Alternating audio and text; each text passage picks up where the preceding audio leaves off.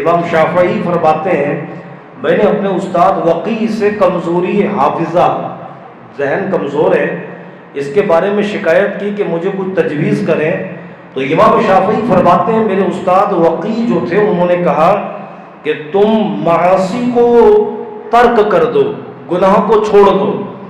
آپ نے یہ بتایا کہ علم ایک نور ہے اور اللہ کا نور گناہگار کو نہیں دیا جاتا۔ پاکستان کا کوئی شہر ایسا نہیں ہے، کراچی میں کوئی علاقہ ایسا نہیں کہ جہاں سے آپ کو یہ آواز نہیں آتی ہو کہ صاحب ہمارے رزق میں بڑی تنگی ہو گئی ہے۔ اللہ ماشاء اللہ بہت سارے گھر ایسے ہیں، بہت سارے لوگ ایسے ہیں کہ جہاں یہ معاملات نہیں ہیں۔ اللہ کریم اور برکت عطا فرما دے، اللہ کریم اور نعمت عطا فرما دے، تو کوئی یہ سمجھے کہ ہم گرفت میں نہیں، بات صرف رزق تک نہیں رکتی، کھانے پینے تک نہیں رکتی، بات آگے تک جا رہی ہے۔ گناہوں کا اثر یہ ہے کہ انسان کی روزی اور اس کے رزق میں تنگی آ جاتی ہے۔ اب عام جملہ ہے جو آپ کہتے ہیں اکثر کہ صاحب ایک وقت تھا کہ ایک کماتا تھا اور 12 کھاتے تھے، اور اب 12 کما رہے ہیں اور ایک نہیں کھا پا رہا اس میں۔ یہ کیوں ہوا؟ یہ اس لیے ہوا کہ آدمی اپنے گناہوں کی طرف توجہ کرے۔ اللہ کریم تبارک و تعالیٰ نے فرمایا نا، جو شخص اللہ سے ڈرتا ہے اور گناہوں سے باز آ جاتا ہے اس کے لیے مشکلات سے نکلنے کا کوئی راستہ اللہ کریم پیدا کر دیتا ہے اور اسے ایسے راستوں سے رزق عطا فرما دیتا ہے جہاں اس کا گمان بھی نہیں جاتا۔ اچھا، اب ایک چیز اور ہے، وحشت قلبی، یہ تیسری بات کہ گناہ کی کثرت نحوست سے کیا ہوتا ہے۔ گناہ گاروں اور اللہ کے درمیان دوری ہو جاتی ہے اور دل کو اطمینان نہیں ملتا ہے، خوف رہتا ہے، ایک وحشت رہتی ہے، ایک ڈر رہتا ہے، کہیں نوکری نہ چھوٹ جائے، کہیں مکان ہاتھ سے نہ نکل جائے، کہیں دکان ہاتھ سے نہ نکل جائے، کہیں کنسائنمنٹ ہاتھ سے نہ نکل جائے، کہیں پروجیکٹ ہاتھ سے نہ نکل جائے، کہیں وہ معاملہ نہ ہو جائے، یہ نہ ہو جائے۔ ایک عجیب سی کشمکش، ایک وحشت دل میں رہتی ہے۔ پھر اس کا توڑ کیا تھا؟ فرمایا یاد رکھو اس کا توڑ یہ تھا کہ اللہ کی یاد میں ہی دلوں کو سکون ملے گا۔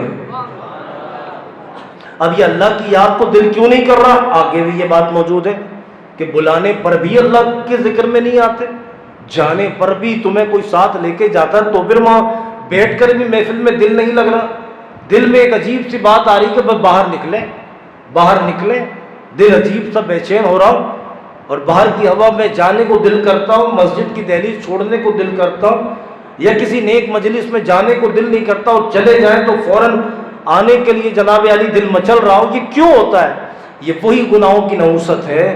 چوتھے نمبر پر جو میں رکھتا ہوں آپ کے سامنے، کاموں میں دشواریاں پیدا ہوتی ہیں، رکاوٹیں پیدا ہوتی ہیں۔ جو کام آپ کا آسانی سے ہوتا تھا وہ کام اب مشکل سے ہوتا ہے۔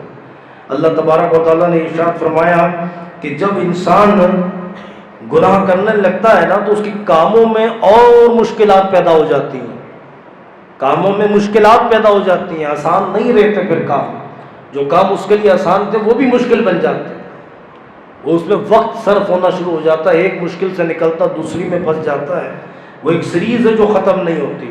اچھا، پھر کیا ہوتا ہے؟ ظلمات میں گرفتار ہوتا ہے۔ یہ ظلمات کس کو کہتے ہیں؟ اندھیرے کو کہتے ہیں۔ جیسے کہ یہاں اندھیرا کر دیا جائے، گٹا ڈوب کے ہاتھ جو ہے وہ سجائی نہ دے کہ میرا ہاتھ خود کدھر ہے، تو اسی طرح ایک تاریکی ہے جو گناہ گار کو جب وہ توبہ نہ کرے اور جب وہ گناہ کی کثرت میں لگا رہے تو اس کے چاروں طرف ایک اندھیرا کر دیا جاتا۔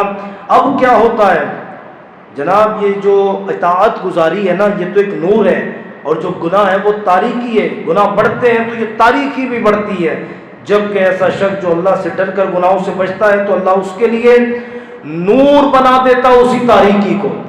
تو کیا ہوتا ہے پھر؟ لوگوں کے لیے اندھیرا ہوتا مگر اس کے لیے رستہ ہوتا ہے، وہ اندھیروں میں دیکھ لیتا ہے۔ جو چھٹا معاملہ ہے وہ یہ ہے کہ چہرے پر سیاہی اور دل اور قبر میں تاریکی، جسم کی کمزوری، رزق میں تنگی، مخلوق کے دل میں اس کے لیے نفرت اور بزدلی کا آ جانا، یہ سب گناہوں کا وبال ہے۔